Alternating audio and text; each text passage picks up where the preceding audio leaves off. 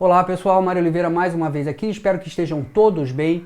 Nesse vídeo eu vou mostrar 4 erros que talvez você esteja cometendo aí na edição das suas fotos.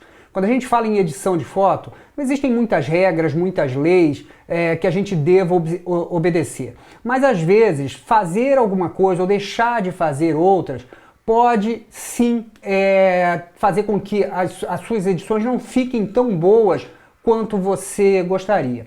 Portanto, eu vou mostrar 4 desses erros que eventualmente você pode estar cometendo aí nas suas fotos, mas antes de começar o vídeo, eu preciso deixar o meu recado. Se você estiver procurando um curso de Lightroom que vai te ajudar a evitar a cometer esses erros e muito mais do que isso, vai te dar as ferramentas necessárias para você dominar o programa desde o início da importação até o fim, a exportação, considera dar uma olhada no nosso curso Lightroom Classic Total. É um curso 100% online, hoje já conta com mais de 100 aulas, um investimento bastante razoável. Eu vou deixar o link aqui na descrição do vídeo. Dito isso, então, vamos ver esses 4 erros que você pode deixar de cometer na edição das suas fotos. Usar a ferramenta de equilíbrio de branco apenas de maneira corretiva e não criativa. Veja só essa foto. É uma imagem feita no pôr do sol e a gente tem esse tom mais amarelado do final de tarde.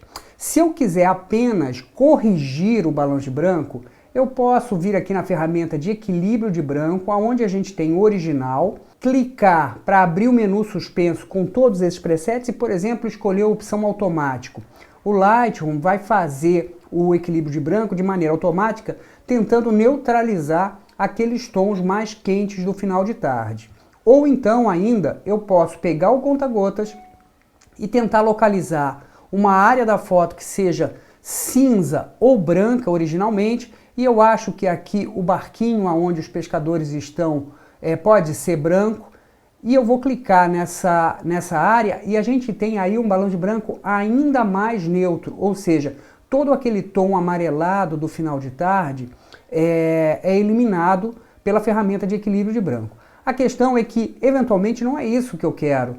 Numa foto como essa, talvez enfatizar aqueles tons mais quentes do final de tarde, do pôr do sol, seja interessante. E então eu vou arrastar o slider de temperatura bem para a direita, tornando essa imagem muito mais amarela. E isso, para o meu gosto, para o meu olho, pode ser mais interessante do que ter um balão de branco absolutamente neutro numa foto como essa. Então, trabalhar com a ferramenta de equilíbrio de branco de maneira mais criativa pode ser interessante em algumas fotos, para fazer com que o clima do momento do clique apareça na imagem. Veja esse outro exemplo. Eu tenho aqui o meu equilíbrio de branco informando que esse balão de branco é o original, assim como a foto saiu da minha câmera. Vou pegar o conta-gotas e vou clicar em algo que seja cinza ou branco na imagem. Aqui a gente não consegue identificar nada que seja efetivamente cinza, mas branco a gente tem, por exemplo, a roupa dos noivos. E se eu clicar aqui, eu tenho um balanço de branco mais neutro. De novo, aquele tom mais quente do fim de tarde foi removido, principalmente da pele do casal. Mas eventualmente não é isso que eu quero. Eventualmente, numa foto como essa, de pré-wedding, talvez seja mais interessante ter um tomzinho mais quente para a imagem. E de novo aqui eu posso puxar o slider de temperatura para a direita e fazer com que a foto tenha essa tonalidade mais amarelada, que remete mais a esse momento aí de descontração do casal. Então, a ferramenta de equilíbrio de branco pode e deve ser usada de maneira corretiva, mas também pode ser usada de maneira criativa. E a gente não pode perder isso nunca de vista, porque isso vai dar o clima para a foto. As cores na imagem, elas falam muito, elas contam muito a história da foto. E trabalhar de maneira criativa pode ser bastante interessante em algumas situações. Exagerar na saturação. Veja que uma foto como essa, se eu aumentar os valores de saturação, eu tenho um mar muito mais interessante, muito mais vivo. Esse mar já tem uma cor bonita, mas com a saturação a gente aumenta o contraste entre o mar e as nuvens que estão chegando nesse momento na praia. A questão é que o slider de saturação afeta todas as cores. E veja aqui como o hotel e a areia, assim como as pessoas que aparecem na imagem, ficam com as cores muito vivas, de maneira pouco natural. Veja só, sem a saturação e com a saturação. É claro que o mar fica muito bom, mas todo o resto fica demais. Então, o slider de saturação deve ser utilizado de uma maneira bastante cuidadosa. Em substituição ao ajuste de saturação, a gente pode usar o slider de vibração, que vai me entregar um resultado muito mais natural, porque o slider de saturação afeta de maneira linear todas as cores da foto, ou seja, ele vai intensificar tanto as cores mais saturadas da imagem, quanto as cores menos saturadas da imagem. Por outro lado, o slider de vibração trabalha de forma não linear. Ele afeta mais as cores menos saturadas e afeta menos as cores que já são naturalmente mais saturadas na imagem. E no nosso caso aqui, quando eu arrasto o slider de vibração para a direita, eu tenho as cores do mar muito mais afetadas do que, por exemplo, a areia e o prédio. Isso me dá um resultado muito mais natural. Por outro lado, vamos zerar aqui o slider de vibração. A gente pode trabalhar de maneira pontual, saturar apenas algumas cores. Então vamos fechar aqui todos os subpainéis para eu ganhar espaço e vou abrir o subpainel de misturador de cores. Aqui em misturador de cor a gente tem misturador, a ferramenta HSL e a opção de saturação. A gente pode trabalhar com matiz, saturação ou luminância. Então, se eu escolher a opção de saturação, eu vou trabalhar na saturação de cada uma dessas cores separadamente. Então, se eu quiser afetar apenas o mar, sem afetar o restante das cores da imagem, eu vou clicar nessa bolinha que tem aqui à esquerda de saturação. Essa é a ferramenta de ajuste por alvo. Vou levar ela até a área do mar. Ela vai identificar que cor é essa presente nessa região. E se eu clicar e arrastar para cima, veja que o slider de azul e azul piscina são movidos. E eu estou afetando a saturação apenas dessa área. Não afeto o resto das cores da foto. Então, dessa maneira, eu tenho um ajuste de saturação muito mais pontual, muito mais localizado, sem afetar o restante da imagem. Portanto, utilizar apenas o slider de saturação aqui do subpainel básico pode ser um problema em algumas imagens. E a gente tem alternativas para resolver isso. Essa outra foto também tem uma situação semelhante. Eu acho que esse azul da parte superior da parede pode ser mais saturado. Mas se eu tentar saturar essa cor com o slider de saturação, veja o que acontece. De fato, o azul fica mais vivo, mas o amarelo fica também muito vivo, assim como essas áreas vermelhas aqui das capas dos livros. Então talvez saturação não seja a melhor solução. E se eu arrastar o slider de vibração para a direita, perceba como o azul vai ser ressaltado muito mais do que as outras cores. Então, trabalhar com vibração ao invés de saturação pode ser uma alternativa. E além disso, se eu quiser ser mais pontual ainda, vamos zerar aqui o slider de vibração e chegar até a ferramenta de misturador, no subpainel misturador de cores, pegar a ferramenta de ajuste por alvo, levar até aquela área azul da parede e arrastar para cima, e veja que mais uma vez apenas a saturação dos azuis é afetado e a gente não tem as outras cores se tornando mais intensas no mesmo grau. Então isso pode ser bastante interessante, não usar a saturação e sim outros recursos que o Lightroom oferece para trabalhar pontualmente em algumas cores da imagem. Fazer o ajuste de exposição no slider de exposição. Isso pode ser contraditório porque de fato o slider de exposição serve para ajustar a exposição, mas em algumas situações essa não é a melhor opção. Veja só esse caso. Eu tenho o plano de fundo muito mais iluminado do que o casal aqui no primeiro plano. E se eu tentar recuperar informações nesse plano de fundo, na água, com o slider de exposição, eu acabo perdendo muita informação aqui no casal. De fato, eu tenho o mar recuperado, mas o casal e as árvores aqui no primeiro plano ficam muito escuros. Então, em situações como essa, de grande contraste, vale a pena avaliar se o slider de exposição é a melhor opção para ajustar a exposição. Eu vou zerar aqui os valores de exposição e vou tentar recuperar isso com os sliders de realce, sombras, brancos e pretos. Esses sliders trabalham em zonas tonais específicas e vão me permitir fazer um ajuste muito mais pontual. Veja só, se eu diminuir os valores de realces e de brancos, eu recupero as informações do mar sem afetar o casal de uma maneira tão drástica quanto foi o slider de exposição.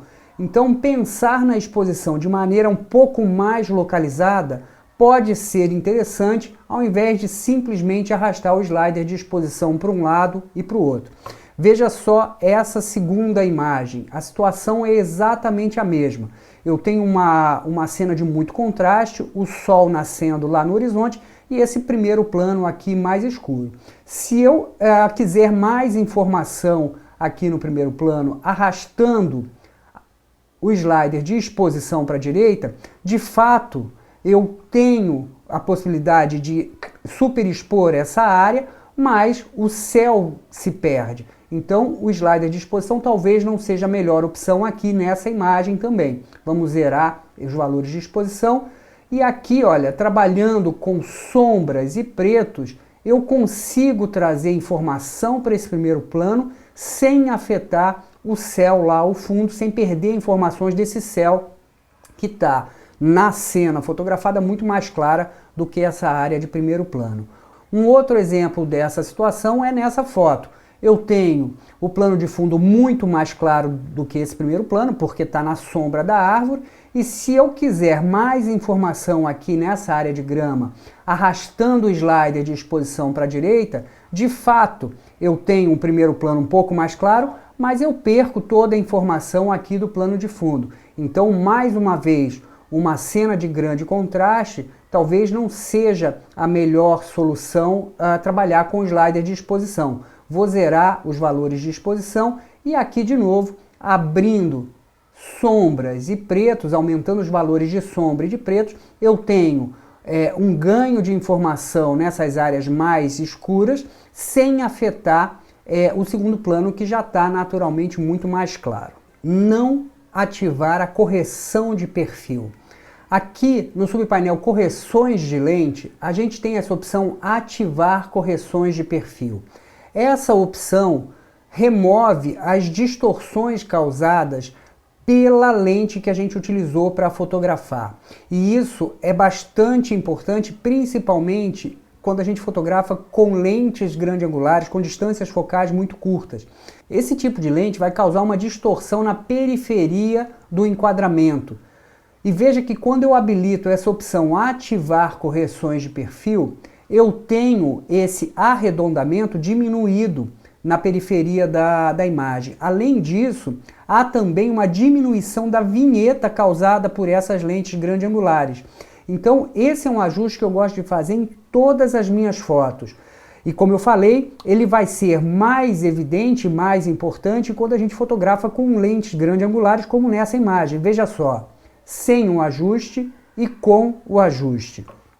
Um outro exemplo, nessa imagem, a mesma situação, uma foto feita com uma grande angular e quando eu habilito a opção ativar correções de perfil, toda aquela distorção causada pela lente é eliminada. E veja que o Lightroom faz isso de maneira automática. Ele identifica automaticamente, através dos metadados da imagem, qual foi a lente utilizada para fotografar essa cena e faz a correção de acordo com aquela lente, quer dizer, é uma correção específica para cada lente utilizada, para cada distância focal, para cada lente utilizada. Mais um exemplo nessa foto, se eu habilitar a opção ativar correções de perfil, a gente tem toda aquela distorção na periferia do enquadramento removida, assim como a vinheta causada pela lente. Agora é interessante a gente pensar o seguinte, às vezes a gente quer a vinheta para direcionar o olhar para uma determinada área da imagem. Mas essa vinheta que é removida aqui no subpainel correções de lente, ela não é a melhor opção, porque ela não acompanha o corte. Perceba o seguinte, vamos desabilitar essa opção e vamos lá na ferramenta de corte. Vamos redefinir esse crop e a gente percebe aqui no cantinho do enquadramento como a vinheta é presente, principalmente nessa região e nessa região inferior à esquerda. Se eu fizer um corte nessa imagem, olha como a vinheta fica fora do corte. A vinheta causada pela lente fica fora do corte, porque esse é um fenômeno óptico. Então, se eu quiser a vinheta, eu vou habilitar a opção de ativar correções de perfil. Eu tenho a distorção causada pela lente corrigida e vou criar a minha vinheta aqui nesse subpainel de efeitos, nesse slider de intensidade da ferramenta de vinheta de corte posterior. Agora a vinheta acompanha o meu crop. E eu vou exagerar bastante para a gente perceber isso. Veja só, eu tenho uma vinheta bastante forte nessa imagem, e se eu voltar lá para minha ferramenta de corte e mudar o crop, a vinheta que eu acabei de criar na ferramenta de vinheta de corte posterior acompanha o corte que eu quiser aqui para essa imagem. Coisa que não acontece com a vinheta provocada pelo uso de uma lente grande angular e que foi corrigida aqui na opção de correções de perfil do subpainel de correções de lente. Então é isso, pessoal. Esses foram os 4 erros que você pode deixar de cometer na edição das suas fotos. Se você gostou desse vídeo, se você acha que esse material tem alguma coisa a acrescentar ao seu trabalho, se você conseguiu aprender alguma coisa, tirar alguma dica dessas que eu falei aqui nesse vídeo, não esquece de curtir, comentar, compartilhar e principalmente se inscrever no nosso canal. Isso é muito importante pra gente, só assim o YouTube entende que esse é um conteúdo valioso e vai entregar, vai recomendar esse vídeo para outras pessoas que também podem se beneficiar com esse material. Por outro lado, se você tiver inscrito no canal, você vai ser avisado toda vez que a gente subir um vídeo novo aqui para o canal, e a gente sempre tem muito material novo toda semana aqui no YouTube. Muito obrigado por terem ficado até aqui e até o próximo vídeo.